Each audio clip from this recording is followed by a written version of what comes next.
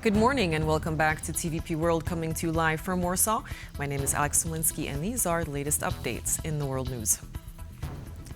And we begin with Ukrainian Foreign Minister Andrii Sybiha accused Russia of violating a ceasefire initiated by Ukraine at midnight on Wednesday. The violation came in the form of a Russian attack that unfolded overnight. Drones, missiles and guided bombs were used in attacks on several Ukrainian cities.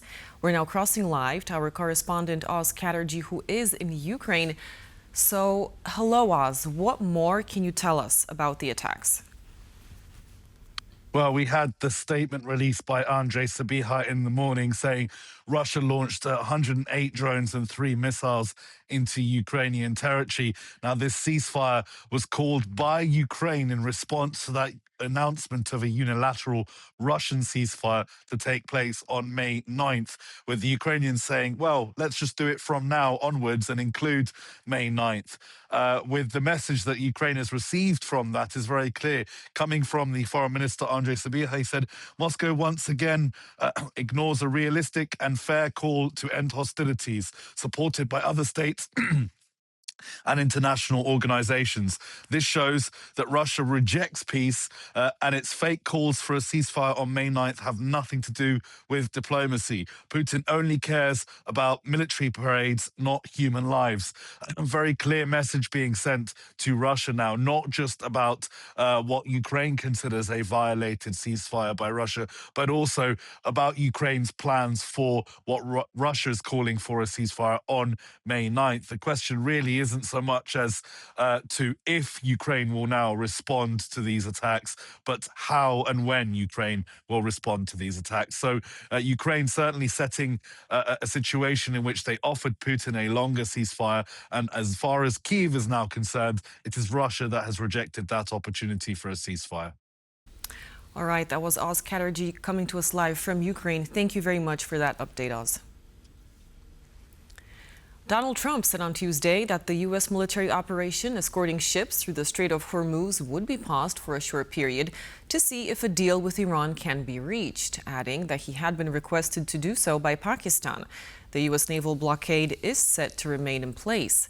And the announcement came just hours after Secretary of State Marco Rubio said that the combat operation against Iran has ended, and the U.S. would instead focus on Project Freedom. The announcement came just hours after Secretary of State Marco Rubio said the combat operation against Iran has ended, and the U.S. would instead focus on Project Freedom. The announcement came shortly after Iranian media reported that Tehran has set up a new mechanism to manage the transit of vessels through the Strait of Hormuz, warning commercial vessels to coordinate with its military. Iran's Revolutionary Guard said in recent days that its new security plan for the Strait of Hormuz aims to prevent weapons and supplies from passing through the channel to reach U.S. military bases in the region. Early on Wednesday, the UK Maritime Trade Operations Agency said that a cargo vessel had been struck by an unknown projectile within the Strait of Hormuz. The latest developments in the strait come as the UN is finalizing its resolution aimed at securing safe passage through the crucial waterway, reportedly calling on Iran to cease attacking ships, laying sea mines, and charging fees for safe transit through the narrow channel.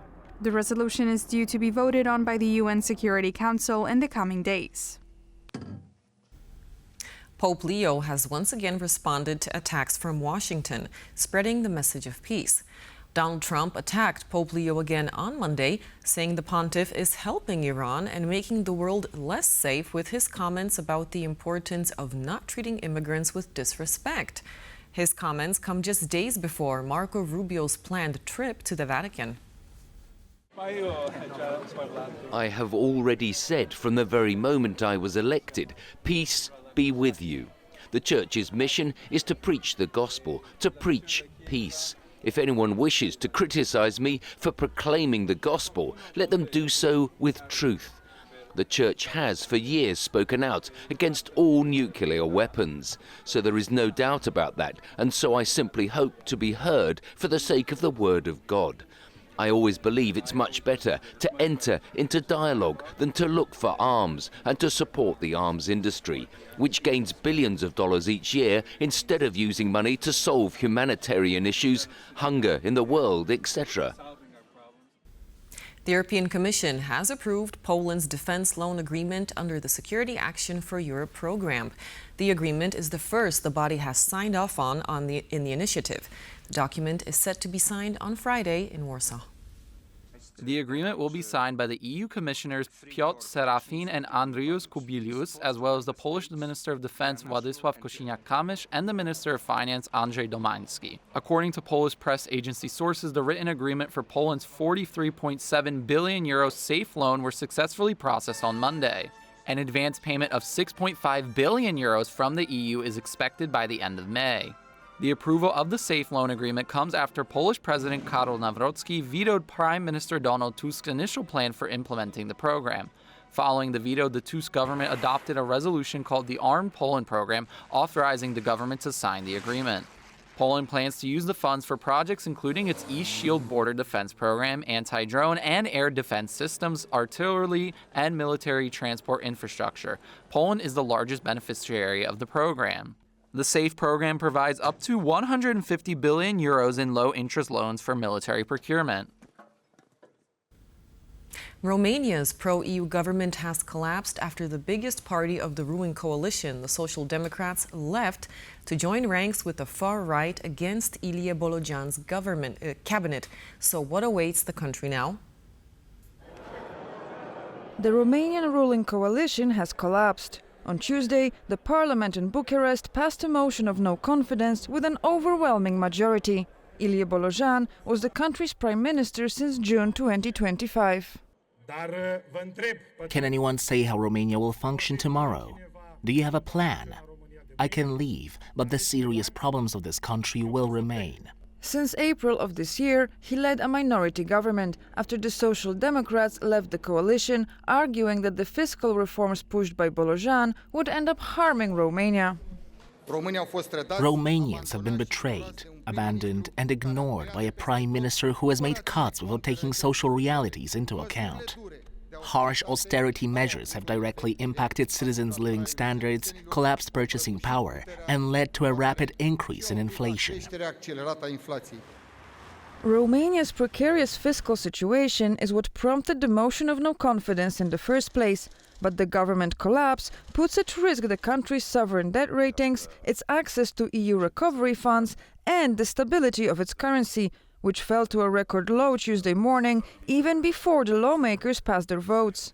Now, the Social Democrats hope to roll back on the austerity measures without triggering snap elections. They want to continue to have access to the funds and to do their deals, and just they want a different guy at the top. And so that's probably the most likely scenario to happen. After the vote, President Nicu Șordan said Romania will have a new government with pro-Western values within a reasonable amount of time, announcing his readiness to talk with political parties as soon as a new majority emerges. For TVP World, Natalia Komarov. Following that collapse of the Romanian government, TVP World spoke to former Romanian diplomat Eusebiu Slavetescu, who outlined what comes next and how the political landscape of the country may change, as Bucharest plunges into what he called a prolonged political crisis. According to the Constitution, the President Dan right now is having formal and informal conversation with political parties. Since we don't have a majority, like a political party 50+1, he has to talk to everybody, although he does refuse to speak with the extremists. Although they have a huge chunk of the parliament, they are the second political party.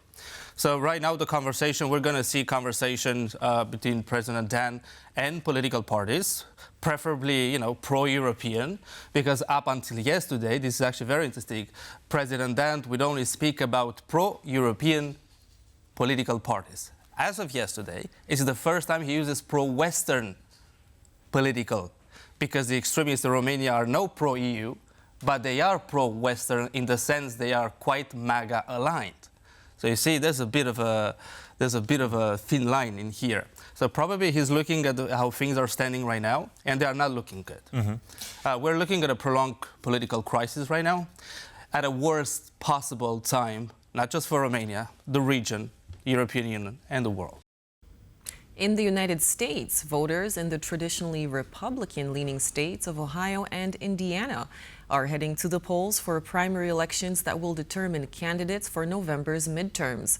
The vote is expected to play a key role in deciding whether Donald Trump's fellow Republicans can maintain control of Congress for the final 2 years of his term.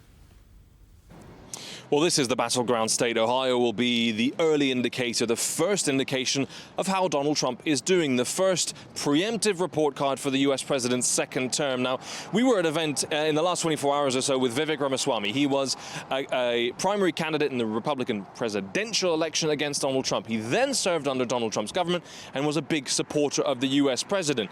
In the hour and a half, nearly 2 hours that we spent at that town hall event with Ramaswamy supporters and Mr. Ramaswamy himself, in his address, in his Q&A, in the time that he spent speaking to voters, he mentioned Donald Trump a grand total of 0 times. Now, this may be a distancing, or he may just be focusing on local issues, but you would imagine that if the Trump brand was strong, he would make sure it was clear that he was associated with the U.S. president. I also spoke to Sean, who was wearing a shirt with the American flag and the American Constitution, and I asked him very clearly, how do you feel about the rise in petrol prices and gas prices, and how do you feel about what's going on in Iran? I know Trump's doing what he can, and I got to stand behind my president. That's exactly what it is I know he's got a plan. I'm not real happy with the gas prices, but sometimes it's got to get worse before it gets better. So as you can see there, a bit of a teetering. This is someone who has said he would never vote for the Democrats. He supports President Trump, but he's frustrated with the rising costs and not necessarily critical of the war in Iran, but perhaps a little bit hesitant in giving it a full endorsement. That's broadly what we've seen across the board here. There are varying feelings towards the rising costs. That is clearly a sense of frustration across these midterm primaries, because if the primaries go against President Trump and he loses the House and he loses the Senate, his administration would be under enormous pressure from the Democrats in terms of oversight, in terms of accountability, in terms of his ability not to pass any laws at all without cooperating with the Democratic Party he has not wanted to work with in the past. Even the White House itself, we understand from reporting in the Washington Post, bracing for that kind of oversight. The lawyers in the White House counsel's office, preparing officials, getting them ready for what that looks like. If the Democrats take the House and they take the Senate, as we may see reflected here in Ohio in the next couple of hours, that could put the White House under a lot of pressure. Their lawyers want the officials there to be ready. A lot of questions still. This is very early days. We will not have a clear, decisive signal from these primary elections quite yet. But if Trump-supporting candidates do not have the groundswell of support, do not have the turnout they were hoping for, it could spell trouble in November. In Columbus, Ohio, I'm Alex Cadier for TVP World. The battle against a wildfire spreading in Poland's southeastern Lublin region continues. According to the chief of the state fire service, the fire is slow to spread, but extinguishing it could take another 24 hours. The fight has seen 1 casualty so far. A Dromadair firefighting plane crashed, resulting in the pilot's death. Firefighters have been battling the forest fire since Tuesday, as it has spread over approximately 250 hectares. Poland's interior minister announced on Wednesday that the conditions could become more difficult to extinguish the blaze due to a slight change in wind direction. Meanwhile, the chief of the state fire service said a Black Hawk helicopter and another helicopter would join the operation, with 2 additional helicopters and 2 Dromadair firefighting planes scheduled to arrive later. The cause of the fire remains unknown. Hawaii's Kilauea volcano has seen a significant eruption, spraying fountains of lava more than 200 meters high into the sky. The United States Geological Survey released video footage of the molten rock being fired from the crater. The volcano has been erupting periodically since December 2024. This was the 46th such episode and lasted about 9 hours. The lava could be seen on a camera from the office of the U.S. Geological Survey, which monitors the region's volcanoes.